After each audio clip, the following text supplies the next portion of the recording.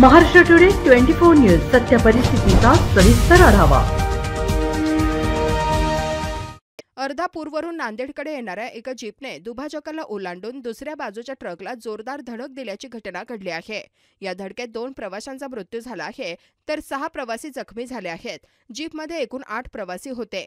पिंपळगाव महादेव पाटेजवळ हा अपघात झाला। जखमींना नांदेडच्या सरकारी रुग्णालयात उपचारासाठी हलवण्यात आले आहे।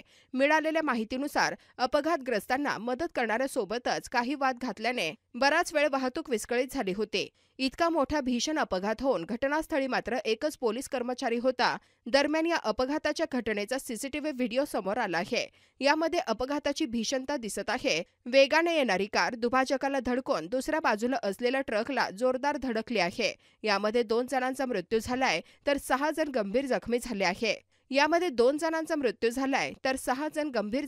आहेत। दरम्यान या घटनेनंतर परिसरातील नागरिकांनी जखमी झालेल्यांना लगेच रुग्णालयात दाखल केले। जखमींवर सध्या उपचार सुरू आहेत। महाराष्ट्र टुडे मराठीसाठी ब्युरो रिपोर्ट भीमराव हैबते, नांदेड। आजच महाराष्ट्र टुडे 24 न्यूजला सबस्क्राइब करा आणि सत्य परिस्थितीचा सविस्तर आढावा पहा।